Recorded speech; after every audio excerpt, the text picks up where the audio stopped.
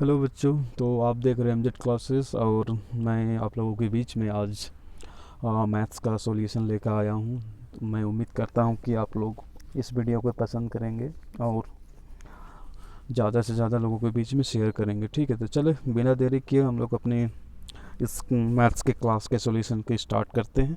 तो जैसा कि आप लोग देख रहे हैं कि मैंने क्लास 10 के मैथ्स के फर्स्ट सेट पेपर 1 मैंने लिया है और जिसका पहला क्वेश्चन ये बता रहा कि 120 का अभाज्य गुणनखंडों के गुणनफल के रूप में लिखा जा सकता है। ठीक, तो पहला क्वेश्चन ये बता रहा है कि 120 को अभाज्य गुणनखंड में कैसे उसको लिख सकते हैं, कैसे उसको दिखा सकते हैं। ठीक है, आप लोगों ने तो ये यूट्यूब से खोज लिया होगा आंसर, इसके सारे आंसर मिल चुके होंगे उम्मीद करता हूँ। लेकिन आप लोगों को वो तरीका नहीं मिला होगा, आप लोगों को वो मेथड नहीं मिला होगा, आप लोगों को मतलब सॉल्यूशन, उसका सॉल्यूशन के अलावा उसके बेसिक पॉइंट नहीं मिला होगा। तो आज इस क्लास में आप क्या कीजिएगा, उस बेसिक पॉइंट को समझिएगा और आगे इस बेसिक पॉइंट को समझने के बाद आप किसी भी तरह का क्वेश्चन को बना सकते हैं। ठीक है, तो चले हम लोग सबसे पहले समझते हैं। तो ये मैं मेरा पॉइंट क्या है कि ये क्वेश्चन में क्या बोल रहा है कि अभाज्य बोल रहा है। ठीक है, अभाज्य, आखिर ये होता है क्या अभाज्य? तो अभाज्य कहने का मतलब क्या होता है कि वैसा संख्या, कैसा संख्या, वैसा संख्या, वैसा संख्या जो केवल से केवल, केवल से केवल एक से और खुद से भाग जाए।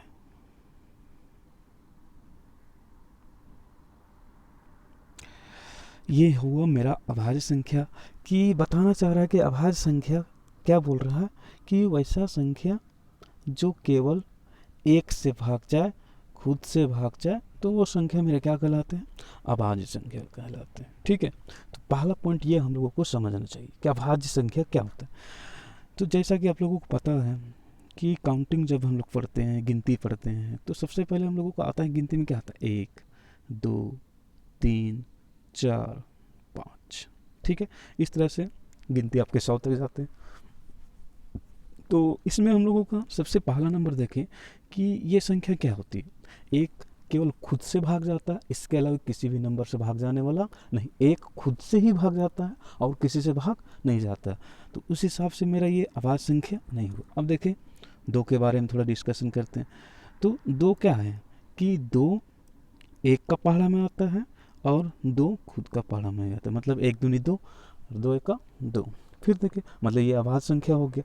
फिर तीन का देखें तो तीन किसका टेबल में आता है, एक का टेबल में आता है। फिर तीन एक का तीन भी होता है कि नहीं। उसी तरीके से चार, तो चार किसका टेबल, एक का टेबल में। फिर चार दो का टेबल में। फिर चार खुद का टेबल में। अरे बाप रे, ये क्या हो गया, ये तो आपका अभाज्य संख्या नहीं होगा। क्यों? क्योंकि ये संख्या चार क्या कर रही है, खुद से भाग भी जा रहा, अपने से भी भाग, खुद से भी भाग जा रहा, एक से भी भाग जा रहा, इसके अलावा किसी दूसरा संख्या वो जो हमारा दो से भाग चला जा रहा। तो ये संख्या मेरा क्या हुआ, अभाज्य नहीं होगा। लेकिन अगला मेरा 5 नंबर, मेरा 5वां नंबर, वो मेरा नंबर क्या होगा, अभाज्य होगा। क्यों? क्योंकि ये संख्या मेरा क्या है कि 5 केवल एक से भाग जाता है और खुद से भाग जाता है। तो ये संख्या मेरा क्या हो जाएगा, अभाज्य संख्या हो जाएगा। तो उम्मीद करता हूँ कि आप लोगों को अभाज्य ये संख्या नंबर समझ में आ गया हो कि अभाज्य संख्या क्या होता है। ठीक है, अब अगला टर्म जो इस क्वेश्चन में यूज किया है, गुणनखंड। तो जरा हम लोग गुणनखंड के बारे में समझते हैं। गुणनखंड, इसका नाम में ही क्या सब कुछ छिपा हुआ। गुणन का मतलब क्या होता है, गुना, और खंड का मतलब होता है टुकड़ा। ठीक है, कहने का मतलब क्या बोल रहा है कि ये जो संख्या दिया हुआ है ना, इस नंबर को ऐसे तोड़ना है कि वही संख्या कैसा मतलब सभी मतलब ऐसा तोड़ना है कि सभी नंबर को छोटे छोटे रूप में तोड़ देना है। और वो जो नंबर जो हम तोड़ेंगे इस बड़े नंबर को छोटे नंबर में, तो वो नंबर भी कैसा तोड़ना है, हम लोगों को अभाज्य संख्या लेना है, ठीक है।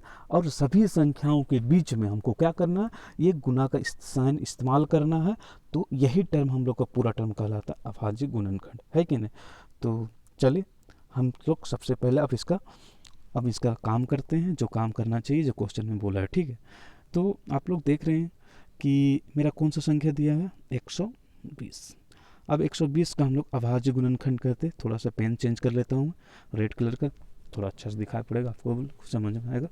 चलिए अब देखें, तो पहला संख्या याद रखिएगा, जब भी हम लोग एलसीएम लेंगे, सिंगल एलसीएम, तो उसमें क्या करना, 2 से, फिर 3 से, फिर 5 से। मतलब क्यों, क्योंकि ये अभाज्य संख्या है। तो 2 से लेते हैं, तो 2 छक 12, 0। फिर कितना जाएगा, 2 तिया 6, ठीक है, 0 उतर जाएगा। फिर 2 का पहाड़ा में आएगा, 2 1 2, 2 5 10, 2 5 10। फिर अब देखिए 2 से 2 जाने वाला, 2 का पहाड़ा में 2 15 नहीं होता, 2 से 14 होता है। मतलब ये अगला नंबर किसे जाने वाला है, 3 से। तो 3 से ले, 3 5 15, फिर उसके बाद 5 का 5। ये काम आपको कब तक करना है, जब तक आपका 1 ना आ जाए, तब तक ये काम आपको कंटिन्यू करते ही रहना है। तो आपका इस तरह से कंप्लीट हो जाएगा अभाज्य गुणन। अब देखिए अभाज्य गुणनखंड मेरा निकल, ये मेरा क्या हो गया, नंबर को हम लोगों ने तोड़ दिया छोटे छोटे रूप में। तो मेरा नंबर सबसे पहला छोटा नंबर कौन सा है, 2, फिर 2, फिर 2, ठीक है। उसके बाद में हम लोगों का क्या आया, 3 आया, फिर उसके बाद 5 आया। तो हम लोगों ने क्या किया, 120 जो नंबर हम लोगों को बड़ा संख्या दिया था, उसे छोटे छोटे नंबरों में क्या किया, तोड़ दिया। और कैसे नंबर में तोड़ा, अभाज्य संख्या में, जैसा कि क्वेश्चन ने बोला था, क्वेश्चन ने ये पूछा था। अब इसको आप लोग ये स्टैंडर्ड फॉर्म में भी आंसर लिख सकते हैं, ऐसे में भी छोड़ सकते हैं। लेकिन देखिए क्वेश्चन किस टाइप का होता है, किस टाइप का पूछता है, उस हिसाब से आपको आंसर भी रखना पड़ेगा। तो आप इसको या तो ऐसे भी छोड़ सकते हैं, या तो दूसरे तरीके में क्या हो सकता है कि आप ऐसे भी कर सकते हैं, जैसे कि मैं करने जा रहा हूँ। देखिए अब 2 कितने बार आया, 1 2 3, तो 2 का पावर कितना, 3। फिर उसके बाद कितना आया आपका, 3 है, तो 3 कितने बार आया, 1 बार, तो 1 लिखेंगे। फिर 5, 5 कितने बार आया, 1 बार। तो इस तरह से हम लोगों ने क्या किया, अभाज्य गुणनखंड जो टर्म था, जो पॉइंट था, जो क्वेश्चन ने पूछा था, तो ऐसे बनाया जाता है अभाज्य गुणन के क्वेश्चन बनाए जाते हैं, ठीक है। तो ये हम लोगों का इस सेट का पहला क्वेश्चन कंप्लीट हो गया, ठीक है। अब हम लोग चलते हैं अगले क्वेश्चन की ओर, जो कि हम लोगों के सेट पेपर 1 में क्वेश्चन में क्या कर रहा है। देखिए यहाँ पे क्या बोल रहा है, 306 तथा 657 का महत्तम समाप्त वर्तक 9 दिया हुआ है। 306 तथा 657 का लघुत्तम समाप्त वर्तक क्या होगा। सबसे पहले बात तो कुछ स्टूडेंट को ये क्वेश्चन पढ़ के ही समझ में नहीं आया, ये वर्ड ही समझ में नहीं आया कि आखिर ये महत्तम समाप्त वर्तक क्या होता है, लघुत्तम समाप्त वर्तक क्या होता है, ठीक है। तो सबसे पहले इस वर्ड को समझिए, महत्तम समाप्त,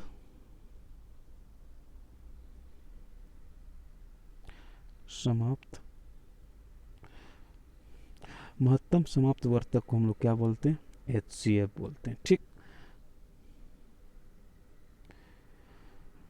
और लघुत्तम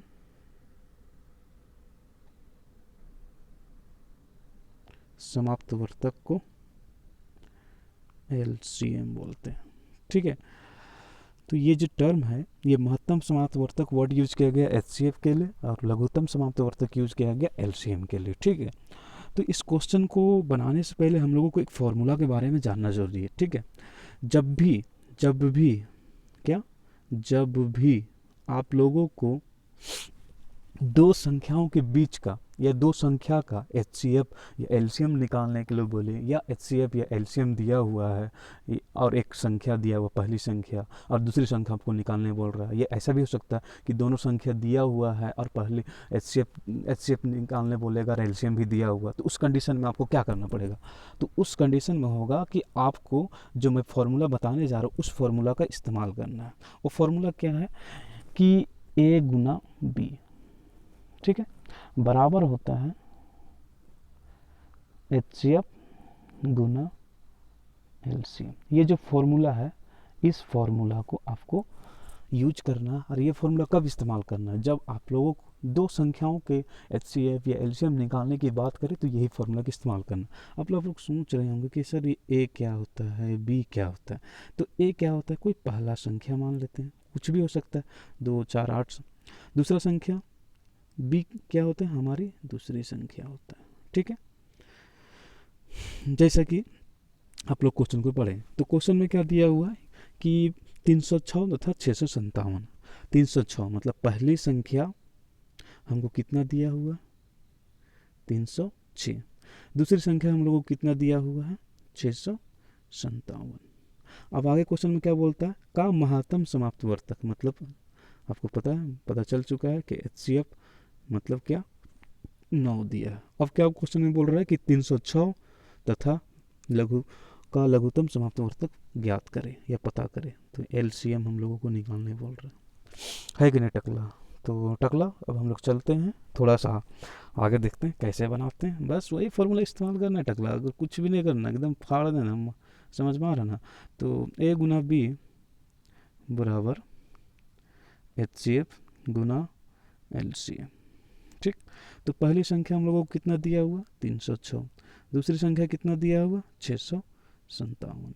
और एचसीएफ हमको कितना दिया हुआ, 9। और एलसीएम कितना दिया हुआ नहीं पता, तो उसको एलसीएम ही लिखना है। ठीक है, अब देखिए बहुत सारे बच्चे क्या करेंगे कि ये जो नंबर हो इसको मल्टीप्लाई कर देंगे, और जो सबसे बड़ी भूल होती है, जो कि हमारा कैलकुलेशन को, जो हमारा मैथ बनाने का टाइम को क्या करेगा, खपत कर लेगा, ज़्यादा टाइम ले लेगा।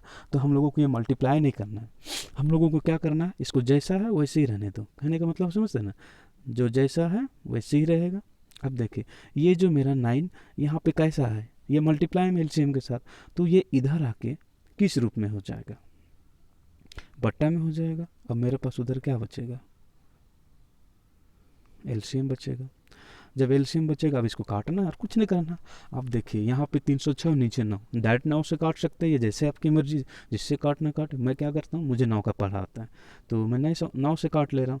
तो 9 एका 9, 9 तिया 27, कितना बचा 30 में, अब 27 घटा दिए तो 3 बच गया, 9 चौके 36।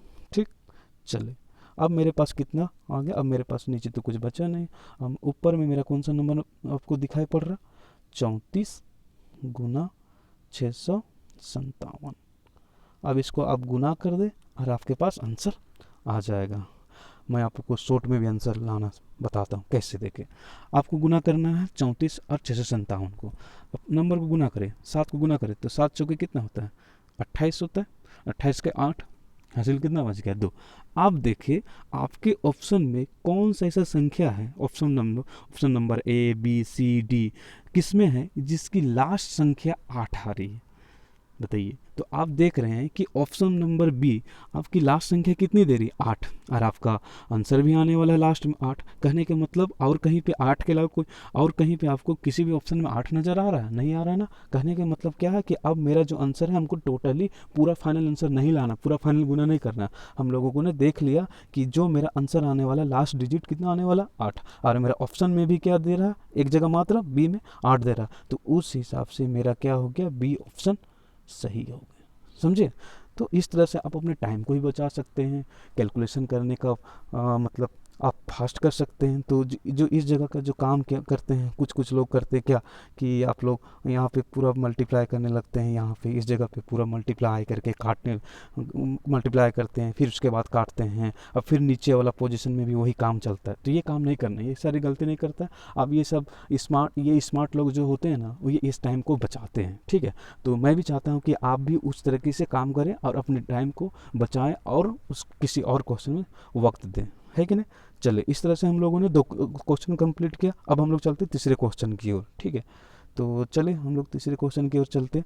तीसरे क्वेश्चन में क्या बोलता है वो समझने की कोशिश करते हैं, और उसका भी फिर ऑपरेशन करेंगे, और ऑपरेशन करके और कुछ क्वेश्चन बनाने की कोशिश करेंगे। देखिए सबसे पहले क्वेश्चन में क्या बोल रहा है कि 15 और 25 का एचसीएफ क्या है। सिंपल सा क्वेश्चन है, बहुत आसान क्वेश्चन है, ये तो बच्चा वाला क्वेश्चन है।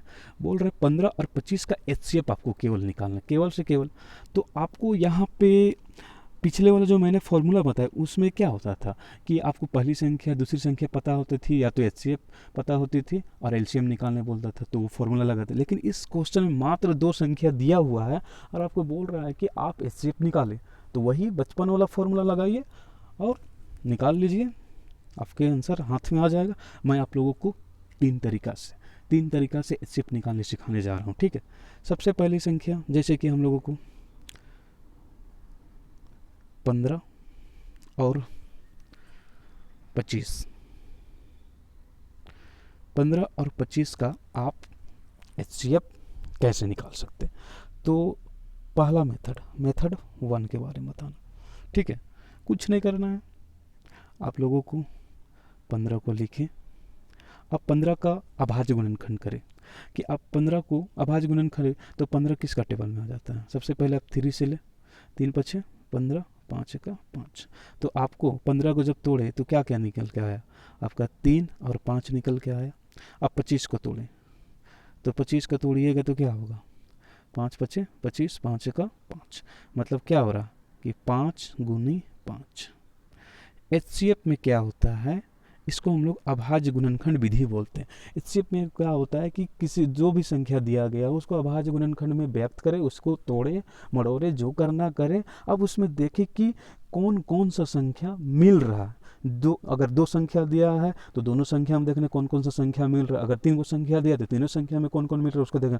तो जैसा कि आप देख रहे हैं कि यहाँ पे मेरा ये जो है एक 15 का में 3 संख्या है, लेकिन मेरे यहाँ पे 3 संख्या नहीं है 25 वाले पे, तो मेरा 3 मैच नहीं कर रहा। लेकिन हम लोग जो यहाँ देख रहे हैं ये मेरा क्या है, ये इसमें हम लोग क्या मिलता हुआ नजर आ रहा, दोनों में 5।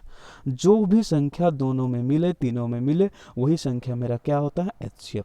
तो ये मेरा हो गया एचसीएफ 5 आ गया। अब इसको हम लोग दूसरे मेथड से बनाने की कोशिश करते हैं, ठीक है, जो भाग विधि द्वारा। तो चले भाग विधि द्वारा क्या करते हैं, दोनों में सब डिसाइड करेंगे 15 बड़ा या 25 बड़ा। हमको पता चल गया 15 बड़ा, 15 छोटा है और 25 बड़ा है, तो क्या करेंगे 25 को अंदर रखेंगे, 15 से डिवाइड देंगे। अब 15 का पढ़ा पड़े, 15 का कितना हो जाएगा 15, तो 5 में 5, 0, 2 में 1, 1। फिर 10 का पढ़ा को फिर भाग दें। जब तक आपका शेषफल 0 नहीं आ जाता तब तक क्या करना, एक नंबर को दूसरे नंबर से भाग देते रहना। अब जैसे देखें यहाँ पे मेरा शेषफल तो 0 नहीं आ रहा था, मेरा 10 आ रहा था, तो ये जो संख्या 15 है अब ये डिवाइड होगा, ये भाग होगा 10 से, तो 10 का 10। फिर देखें आपका यहाँ पे 5 बच रहा, फिर आपका शेषफल 0 नहीं आया ना, फिर आपको क्या करना, फिर वही फंडा करना है कंटिन्यूसली, जब तक तोड़ेंगे नहीं तब तक छोड़ेंगे नहीं, है कि नहीं। तो अब क्या, अब 10 अंदर घुसेगा तो 5 दूनी 10। अब देखिए यहाँ पे मेरा शेषफल कितना आ रहा, 0 आ गया। तो आपको क्या करना है, ये 2 को आंसर नहीं देना, आपका आंसर कौन सा होगा, जिस नंबर में कौन ऐसा नंबर जो स्टेप लिए जो उस नंबर को, अंदर वाले नंबर को क्या कर दिया, 0 कर दिया, तो उस नंबर को ही हम लोग आंसर लेते हैं। तो मेरा एचसीएफ कितना हो गया, 5 हो गया, ठीक। अब मैं आप लोगों को थर्ड मेथड बताने जा रहा हूँ जो कि आपके लिए काफ़ी इंपॉर्टेंट है, कोई दिक्कत नहीं है उसमें। जैसे कि आपके पास टाइम नहीं है तो उस वक्त ये वाला इस्तेमाल फंडा यूज कर सकते हैं। तो आप क्या करें, जैसे कि आप एलसीएम लेते हैं वैसे दोनों संख्या को लिखें। अब इसमें गेस करें कि ये दोनों संख्या किसका टेबल में आता है। आप जैसे अगर 2 से चेक कीजिए, 2 का पढ़ा 15 नहीं आएगा, 25 भी नहीं आएगा, तो बचिए मेरे पास 3, तो 3 का पढ़ा 15 आता है लेकिन 3 का पढ़ा 25 नहीं आता। तो अब देखिए अगला नंबर क्या, मेरा 5 मेरा क्या हुआ कि दोनों के लिए डिवाइड है, 5 से 15, 5 पचे 25।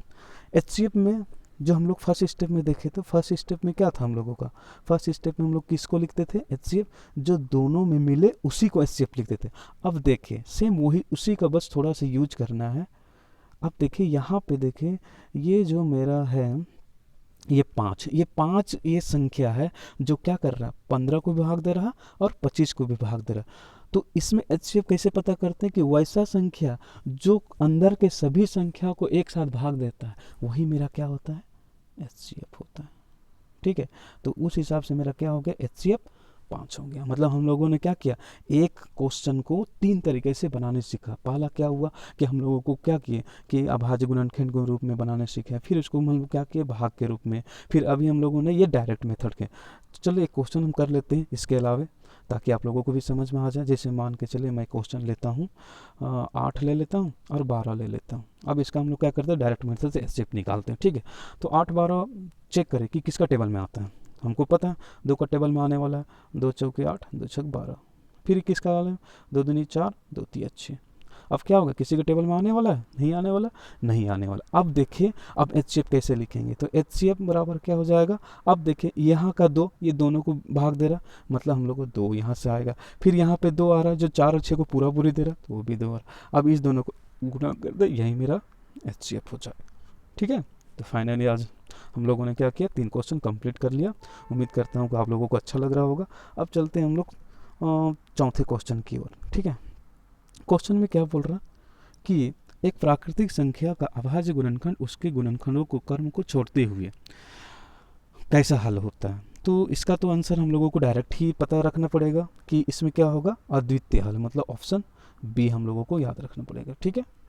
चलिए, तो कुछ ऐसे क्वेश्चन होते हैं ना कि जिसे हम लोगों को मालूम रखना पड़ता है, याद रखना पड़ता है, वैसे कोई बात नहीं है। हर चीज़ का सॉल्यूशन है पॉसिबल, लेकिन कुछ ऐसी चीज़ें होती हैं जिसे हम लोगों को मालूम रखना पड़ता है, माइंड में सेटअप करके, है कि नहीं। तो अब हम लोग चलते हैं 5वें क्वेश्चन की ओर। 5वें क्वेश्चन जो कि हमारा चैप्टर 2 का है, और चैप्टर 2 में हम लोगों को बहुपद मतलब द्विघात समीकरण के बारे में पढ़ना। तो जैसा कि आप क्वेश्चन में देख रहे, लिखा हुआ क्या, द्विघात बहुपद होगा जिनके शून्यकों का योग √2 है और गुणनफल 1/3 है। मतलब आप लोगों को क्या दिया हुआ है कि शून्यकों का योग दिया हुआ है और शून्यकों का गुणनफल दिया। अभी हमको ये समझ नहीं आ रही शून्यकों का योग होता क्या है, शून्यकों का गुणनफल होता क्या है। ये तो बड़ी असमंजस की बात है। तो कैसे कर, शून्यकों का योग कहने का मतलब क्या होता है। देखिए, शून्यकों का योग बहुत आसान चीज़ है। सबसे पहले तो जानेंगे कि बहुपद ये कौन सा बहुपद है, द्विघात बहुपद है क्या। तो बहुपद कहने का मतलब होता है कि जहाँ पे नंबर और लेटर का मिश्रण हो, तो वैसे चीज़ों, वैसे मैथमेटिक्स को हम लोग क्या बोलते हैं, बहुपद बोलते हैं, या उसको हम लोग क्या बोलते हैं, पोलिनोमियल बोलते हैं, ठीक है। अब हमारा जो कैटेगरीज है, ये द्विघात बहुपद क्या होता है। तो वैसा बहुपद जिसमें क्या होता है कि आपका उसके जो वेरिएबल का पावर या चर संख्या का पावर, उसका घात कितना होता है, मैक्सिमम 2 होता है। कितना होता है, मैक्सिमम 2। अगर किसी भी बहुपद का मैक्सिमम पावर अगर 2 आता है उसका घात का, तो उसको हम लोग क्या बोलेंगे, द्विघात बहुपद कहते हैं। जैसे देखें, मान के चलिए हम लोग क्वेश्चन लेते हैं 2x² + 5x - 6।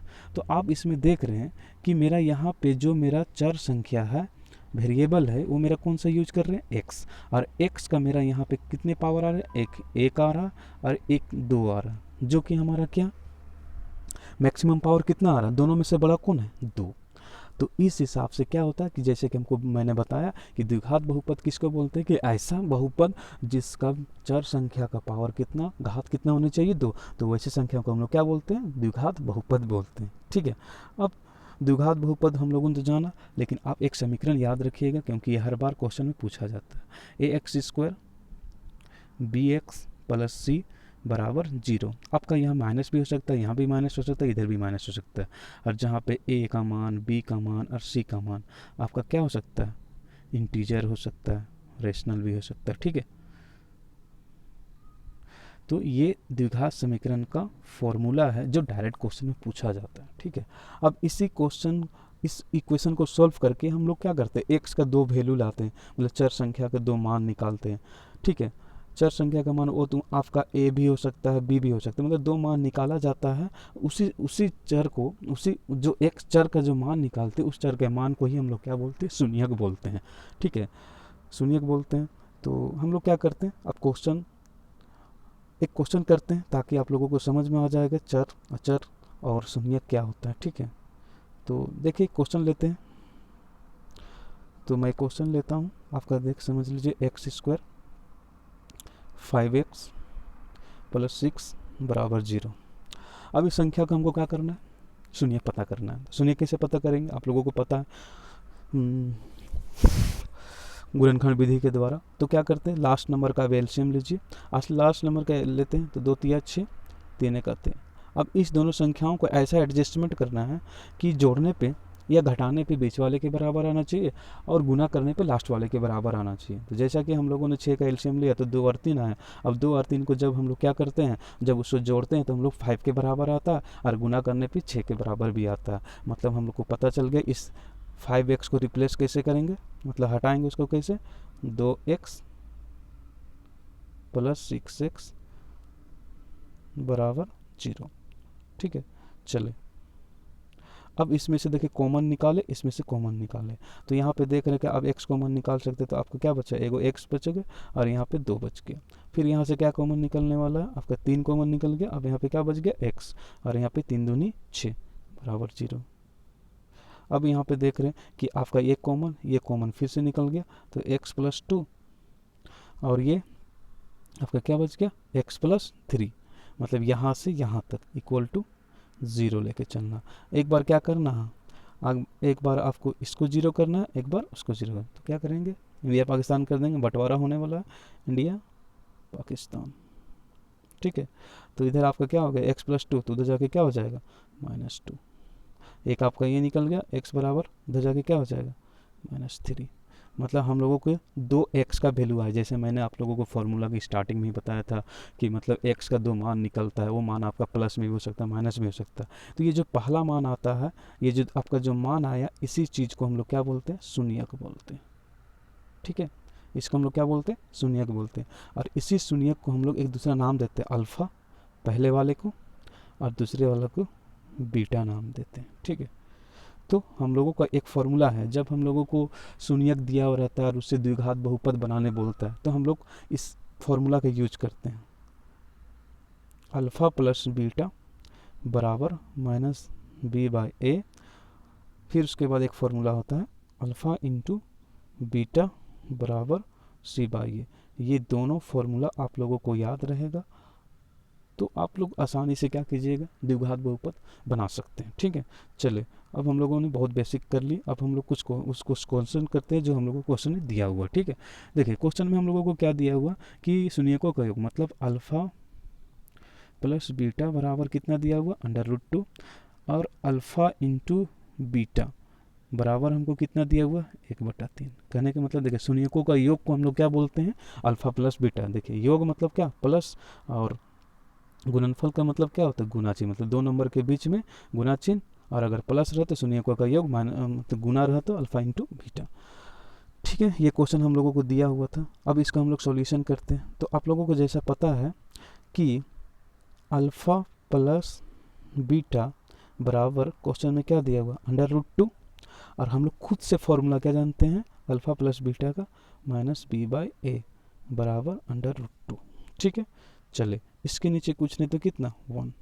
अब उधर सेक्शन सोल्व करते हैं, अल्फ़ा इंटू बीटा बराबर 1/3, और खुद से हम लोग फॉर्मूला क्या जानते हैं, अल्फ़ा इंटू बीटा का क्या होता है, c/a। ये तो गड़बड़ हो गया, देखिए जरा क्या हो रहा कि a का 2 मान हो जा रहा, एक मान a का कितना हो जा रहा, आपका 1 हो जा रहा, एक का मान a का 3 हो जा रहा, जो कि पॉसिबल नहीं है।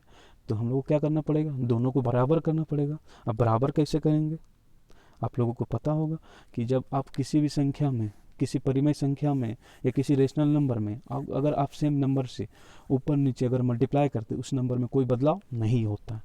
अब देखिए यहाँ पे a का मान क्या आ रहा है, 1 आ रहा है, यहाँ का a का मान 3। अब देखिए दोनों में से बड़ा कौन सा संख्या है, तो आप बोलेंगे 1 नहीं, 1 नहीं, 3 होगा। अब देखिए इस 3 को क्या करना है, जिस जगह पे छोटा पड़ रहा है उस समीकरण में आपको क्या करना, उसके ऊपर नीचे मल्टीप्लाई करना है। तो अब देखें -b/a, तो मेरा यहाँ पे एक का मान, मतलब a का मान कितना आ रहा, 3, मतलब हमको उस 3 को यहाँ पे एक बार ऊपर मल्टीप्लाई करना पड़ेगा, एक बार नीचे मल्टीप्लाई करना पड़ेगा, तब जाके क्या होगा, मेरा दोनों जगह a का मान एक्यूरेट इक्वल आएगा। तो आप जैसा देख रहे हैं कि मेरा यहाँ पे फाइनली मेरा क्या आ चुका है कि a का मान कितना आ गया, 3, a का मान 3, c का मान कितना 1, और यहाँ पे b का मान कितना 3√2। तो मेरा a का मान 3, b का मान -3√2, और c का मान कितना। आप सोच रहे हैं कि सर ये माइनस काहे लेके चल रहा है। अगर आपका यहाँ पे माइनस रहता तो आप क्या करते, उसको माइनस माइनस कैंसिल कर सकते थे, लेकिन आपके फॉर्मूला में ये क्या दिया हुआ माइनस, तो आपको क्या करना पड़ेगा, माइनस को लेके ही चलना पड़ेगा। अब आपको कुछ नहीं करना है, द्विघात समीकरण में इसको बस उसमें बैठा देना। तो आपको पता है कि द्विघात समीकरण बराबर क्या होता है, X square B X plus C बराबर 0। 0 रख भी सकते हैं, नहीं भी रख सकते। तो ए का मान कितना, अब ए को हटा के क्या लिखेगा 3x स्क्वायर, फिर बी को हटा के क्या लिखेगा प्लस माइनस 3√2x, सी की जगह में क्या लिखेगा +1 बराबर 0। अब इस थोड़ा सा इसमें प्लस माइनस कीजिए, 3x स्क्वायर माइनस 3√2x +1 बराबर 0। अब देखिए ऑप्शन में आपके कौन से ऑप्शन में ऐसा है कि 3x स्क्वायर माइनस 3√2x +1 बराबर 0 आ रहा। तो आप देख रहे होंगे कि ऑप्शन नंबर आपका यहाँ पे ऑप्शन नंबर बी आपका finally same to same match कर रहा है। तो इस तरीके से हम लोग किसी भी दिए गए शून्यकों का योग या शून्यकों के गुणनफल से हम द्विघात बहुपद का समीकरण को पा सकते हैं। और जब हम लोगों को फॉर्मूले याद रहेंगे, फॉर्मूले कुछ स्टेप याद रहेंगे, तो जिससे हम आसानी से बना सकते हैं। अगर मैथ ऐसा चीज़ है ना कि मैं सच्ची दिल से बोल रहा हूँ कि मैथ ऐसा चीज़ है कि आप इसे रट नहीं सकते हैं, आप इसे जी सकते, समझ सकते, फील कर सकते हैं। जब तक आप मैथ को खुद से प्रैक्टिस ना करेंगे, खुद से उसको उस पर लगेंगे नहीं, तो आप मैथ को कर नहीं पाइएगा। ठीक है, तो बेहतर मतलब मेरा सजेशन या मेरा अपना थॉट है या मेरा अपना एक मेरा मतलब प्रैक्टिकल है कि मैथ को आप ज़्यादा से ज़्यादा पढ़ने की कोशिश करें, ना कि उसे रटने की कोशिश करें। बहुत सारे स्टूडेंटों को मैंने देखा है कि वो मैथ्स को रटने की कोशिश करते हैं, जो कि बहुत ही गलत होता है। तो मैथ्स को आप जितना बनाइएगा, जितना उससे प्यार कीजिएगा, आपको उतना समझ में आएगा, और मैथ्स से जितना दूर भागेगा आपको उतनी प्रॉब्लम होगा, है कि नहीं। तो उम्मीद करता हूँ कि आप लोगों को मेरा जो ये स्पेशल प्लान वाला ऑपरेशन वाला क्वेश्चन जो मैंने चलाया था, जो मैंने वीडियो बनाया, जो मैंने आप लोगों को 4-5 क्वेश्चन बना के दिखाया, तो आप लोगों को लगता है कि अगर ये सही है तो मेरे चैनल को क्या करें, आप सब्सक्राइब करें और ज़्यादा से ज़्यादा लोगों के बीच में सेंड करें, अपने दोस्तों को बताएं और कुछ कमेंट करें, जिससे मैं आप लोगों की डिमांड को कंप्लीट कर सकूं। तो चले तब फिर फाइनली फिर मिलते हैं अगले सेशन में, जिसमें हम लोग क्या करेंगे, क्वेश्चन नंबर 6 से हम लोग 20 तक करने की कोशिश करेंगे। ठीक है, ओके, बाय।